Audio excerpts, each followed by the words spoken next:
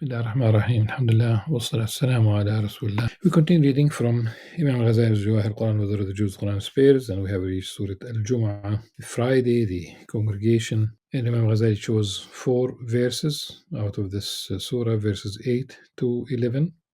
Inshallah, we'll speak about the nature of the Jum'ah itself, but we shall read and then comment بإذن Azza Jal. أعوذ بالله السميع من الشيطان الرجيم بسم الله الرحمن الرحيم يسبح لله ما في السماوات وما في الأرض الملك القدوس العزيز الحكيم.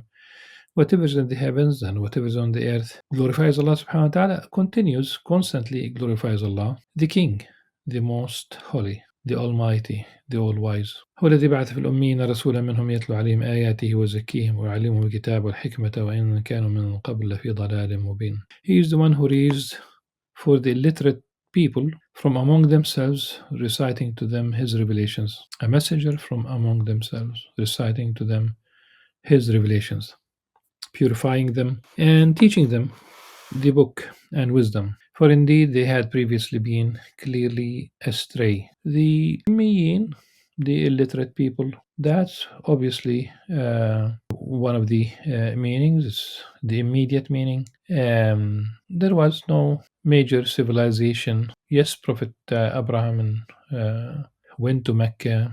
He left Hagar and Ishmael and returned and built the Kaaba with the help of Ishmael. And there was the story of the sacrifice. It's Ishmael and it's Mecca. It's not Jerusalem, it's not Isaac. I have spoken about this before. The good omen that came to Sarah, that she will become pregnant with a son whose name is Isaac, and not only they will have a son of Abraham, son of Sarah, but also a grandson whose name is Jacob. And once you have that promise, it means that it is guaranteed. Allah subhanahu wa ta'ala guaranteed that they will have a child.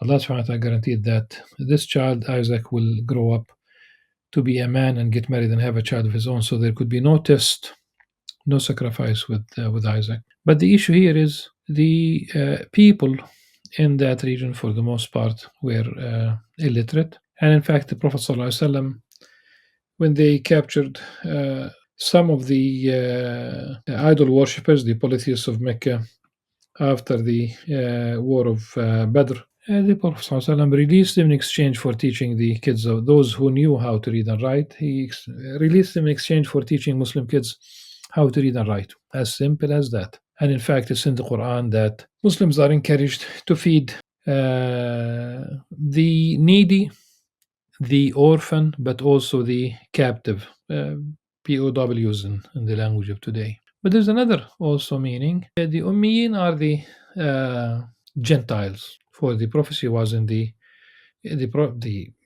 family of Abraham, and of course we have Ishmael and Isaac. So the line of prophecy was in both, and it stopped at one point through. So let's, for example, إن الله اصطفى آدم ونوحا وآل إبراهيم وآل عمران العالمين. Allah subhanahu wa ta'ala chose Adam, that's one person, as a prophet. And Noah alayhi salam, that's one person. Then it's a family, وآل Ibrahim, it's a family. And then Al Imran, from which Jesus Christ came, the word of Allah subhanahu wa ta'ala to Maryam, to Mary, alayhi salam. And then it stopped right there, subhanallah. It cannot go on because Jesus Christ did not, get married, did not have children. So it's the other side of the family, if you will, because in the Quran, the children of Israel said that they have no restrictions vis-a-vis the Ummiyin. At any rate, so the Prophet ﷺ would recite to them the revelation that came to him, purifying them. One can think about physically teaching them how to perform ablution, to have the ritual ghusl, shower, but also what is most importantly is to purify them, to purify the hearts, tazkiyah. Because tathir is mostly for the physical purification, and tazkiyah is usually about the heart. And he will teach them the book, the Qur'an, and wisdom is the hikmah, is also the sunnah of the Prophet sallallahu alaihi wasallam. وآخرين منهم لما يلحق بهم وهو العزيز الحكيم, along with others of them who have not yet joined them in faith, for he is the Almighty, All-Wise.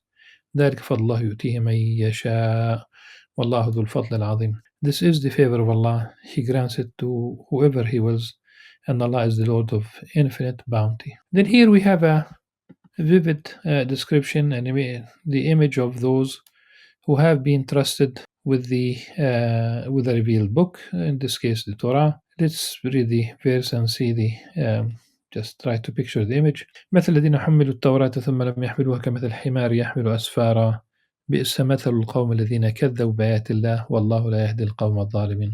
The example of those who were entrusted with observing the Torah but failed to do so is that of a donkey carrying books. How evil is the example of those who reject Allah's signs, for Allah does not guide the wrongdoing people. The meaning here is that the carrying the books in terms of the physical burden, but not understanding the award of these books. And that's a serious problem. Just imagine, for example, someone who works at a library, for example, carrying all these books, classifying them, putting them really on the shelves, categorizing, knows where every book is, but not reading any of that. And if you think this is a very, well, what could be worse than carrying the physical book? Because we do have those who deserted the Quran, those who deserted the Quran. If it describes the previous people, how they reacted, one should remember that maybe there's a warning for Muslims too. It will be included in the warning. We are not to carry the Torah. We are to carry the Quran. And the Prophet ﷺ complained about basically وقال رسول يا ربي إن قوم اتخذوا هذا القرآن مهجورا. Though physically people love to give each other a gift of the Quran, people love to it could be even a gift of part of the gift of marriage. The idea is, do they understand and do they live up to the message? قل يا أيها الذين هادوا إن زعمتم أنكم أولياء لله من دون الناس فتمنوا الموت إن كنتم صادقين. Say, addressing Prophet Muhammad ﷺ, O Jews, if you claim to be Allah's chosen people out of all humanity, then wish for death, if what you say is true. Again, we have said this before, it's not about ethnicity. It's not, Allah subhanahu wa ta'ala will not reward you for something that He granted you. If you were chosen in the absolute sense, regardless of what you do, then why the 40 years of punishment of dwelling in the desert? Why the difficult life, challenging life, life of slavery in Egypt under the Pharaoh, suffering the killing of the male children, abusing the women, and the Exodus. The Exodus took place because things were not okay for them. So why all these things happen? ولا يتمنونه أبدا بما قدمت أيديهم والله عليم بالظالمين. But they will never wish for that because of what their hands have done. And Allah has perfect knowledge of the wrongdoers. What they have done, disobeying Allah subhanahu wa ta'ala, disobedience. Look at the issue of the golden calf, killing some of the prophets. There's a rabbi who an American rabbi who speaks in English, and he said that he says that about the Jews, we have killed prophets, and this includes killing Zechariah alayhi salam, and Yahya alayhi salam, John the Baptist. And definitely there was a plot from an Islamic point of view. There was a plot against Jesus Christ, peace upon him. The only thing is that from that we believe the Quran says that they have not killed him, they have not crucified him. Allah subhanahu wa ta'ala raised him unto him. And they have accused Maryam alayhi salam of adultery, saying that Jesus Christ is a bastard, astaghfirullah al-azim, and dealing with usury. These are some of the things. ولا يتمنون أبدا بما قدمت أيديهم والله عليم بالظالمين. قل إن الموت الذي تفرون منه فإن ثم تردون عالم الغيب والشهادة فينبئكم بما كنتم تعملون. Say, the death you are running away from will inevitably come to you. Will inevitably come to you. Well, basically, it's as if death has opened its arms long time ago, and you run away from it only to find it right there in front of you, facing you. Then you'll be returned to the Nur of the seen and unseen, and He will inform you of what you used to do. يا أيها الذين آمنوا إذا نودي للصلاة من يوم الجمعة فاسعوا إلى ذكر الله وذروا البيع ذلك لمن. O believers, when the call to prayer is made on Friday, then proceed diligently to the remembrance of Allah and leave off your business. That is best for you if only you knew. Remember what happened to those who violated the Shabbat? What did they violate about the Shabbat? They worked. ولقد علمت الذين اعتدوا منكم في السبت فقلنا لهم كونوا قردة خاسئين فجعلنا نكالا بين يديها وما خلفها وموعظة للمتقين. They worked during the Shabbat. They were not supposed to. The Jumu'ah is very clear. When the call to prayer is made on Friday, then proceed. No more business. It's not. You are not required to stop doing business early on.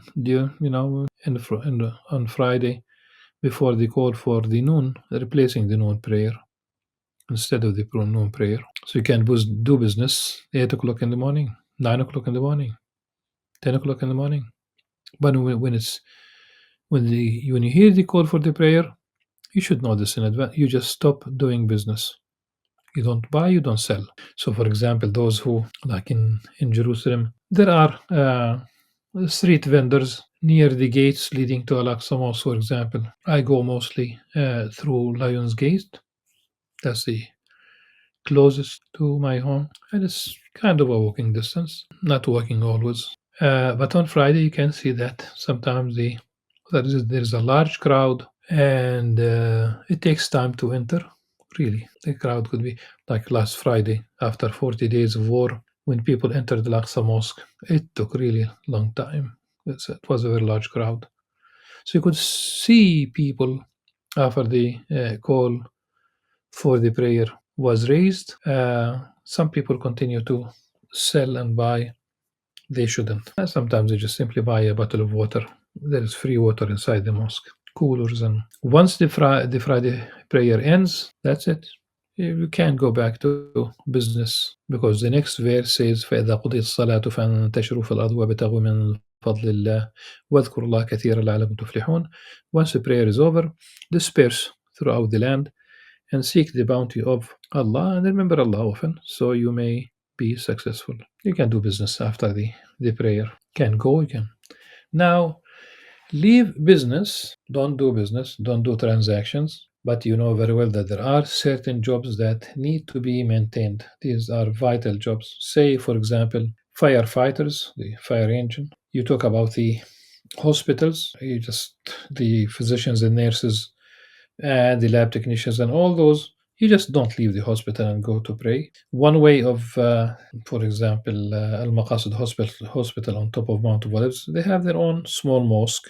They have a Friday prayer, and you are simply also still not everyone should go or leave. But if someone has no urgent need, they can pray, and they are on call, and they are simply seconds away from if there's any need. An ice cream parlor, that's not vital. A policeman, yeah, sometimes it's vital to have a policeman. Border guards, oh yeah, you do need them.